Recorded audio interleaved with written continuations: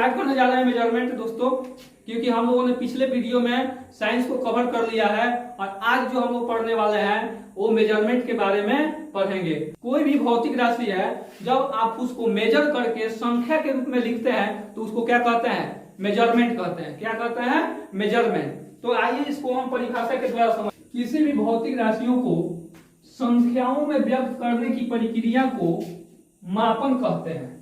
अब हम लोग बात करते हैं मात्रक के बारे में। मात्रक क्या होता है इसको भी हम समझ। तो कोई भी भौतिक राशि है उसको मेजरमेंट करने के लिए हमें एक स्टैंडर्ड मानक की आवश्यकता होती है और उसी स्टैंडर्ड मानक को हम क्या मान लेते हैं? मात्रक मान लिया जाता है। तो आइए इसको भी हम परिभाषा के द्वारा हम समझते हैं।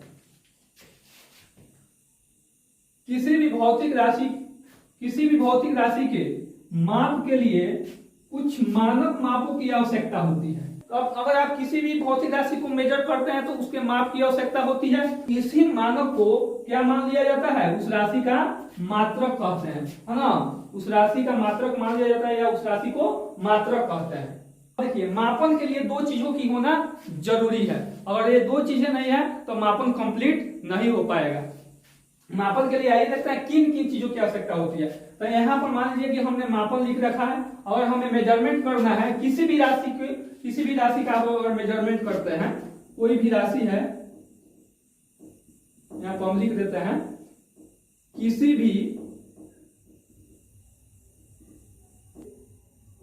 भी राशि के मापन के लिए हमें दो चीजों की आवश्यकता होती है। एक है उसका संख्यात्मक मान और दूसरा है उसका मात्रक। अगर उस राशि के दो चीजें हैं तो कौन सी दो चीजें हैं? एक है उसका संख्यात्मक मान और दूसरा है उसका मात्रक। ये दो चीजों का होना जरूरी है, तभी जाकर के किसी भी हम राशि को मेजर कर सकते हैं यानी माप सकते हैं।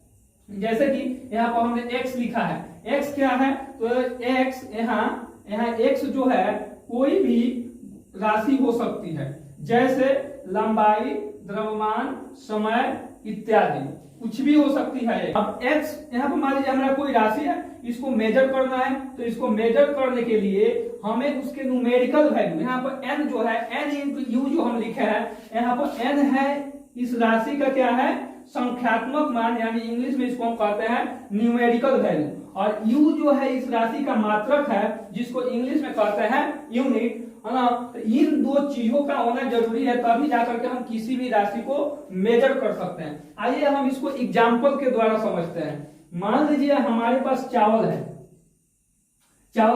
या आप किसी दुकानदार के पास चावल लेने गए तो आप जाकर के बोलिएगा दुकानदार से कि हमको केजी चावल चाहिए, तो ये संभव नहीं है, क्योंकि ये आप अच्छे तरीके से दुकानदार को नहीं बताए हैं। दुकानदार क्या समझेगा, क्या किस चीज के आप केजी लीजिएगा, है ना? या आप जाकर के बोल दीजिएगा कि हमें 5 चावल चाहिए, तो भी ये अच्छा नहीं है ना? तो भी ये गलत हो रहा है। तो हमें क्या करना पड़ेगा? उस दुकानदार से अगर आप चावल मांगते हैं, आपको दोनों चीजों को मिक्स करके बोलना पड़ेगा, यानी उस चावल के लिए उसका यूनिट का होना जरूरी है और दूसरे उसका संख्यात्मक मान का होना जरूरी है, तब जाकर के दुकानदार को समझ में आएगा और आपको चावल देगा, है ना? जैसे हम यहाँ पर लिख रखे हैं कि अगर आप चावल लेने के लिए गए तो आप चावल लेने जाइएगा तो दुकानदार से क्या बोलिएगा कि हमें 5 केजी चावल चाहिए या 10 केजी चावल चाहिए, तब जाकर के दुकानदार आपके बातों को अच्छे तरीके से समझ पाएगा।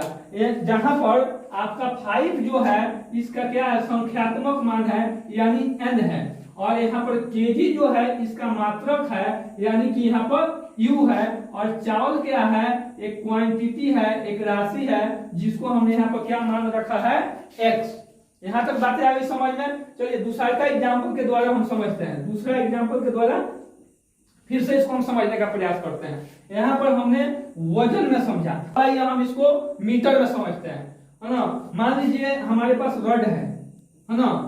तो रड है तो उसका कुछ ना कुछ लेंथ होगा, और लेंथ को हम क्या चीज में मेजर करते हैं? मीटर में मेजर करते हैं। लेंथ का एसआई यूनिट क्या होता है? मीटर, है ना? तो यहाँ पर जब आप रड लीजिएगा, इसका n और दूसरा इसका मात्रक, यानी जो हमने यहाँ पर रड लिया है 5 मीटर लिया है ना? 5 मीटर इस रड का लेंथ है, तो 5 इसका क्या है? इस रड का न्यूमेरिकल वैल्यू है यानी संख्यात्मक मान है, और u जो है इसका क्या है? मात्रक है यानी कि यूनिट है। यहां तक बात आगे समझ में। एक और एग्जांपल हम लेते हैं समय के लिए। समय को हम किस तरीके से मेजर कर सकते हैं। अगर आपसे कोई समय पूछता है तो क्या बोलिएगा? 10, 5, 10, 2। नहीं, ये गलत हो जाएगा, आपको यूनिट के साथ में बोलना पड़ेगा, है ना। तो अगर आपसे कोई पूछता है समय, तो समय का जो यूनिट होता है बच्चों वो होता है सेकेंड।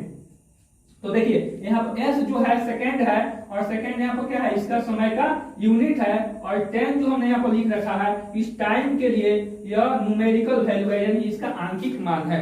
आ गया बात समझ में? यहाँ तक बात स्पष्ट हो गई। तो यहाँ तक आप लोग इसको नोट कीजिए, फिर हम आगे आपको बताते हैं।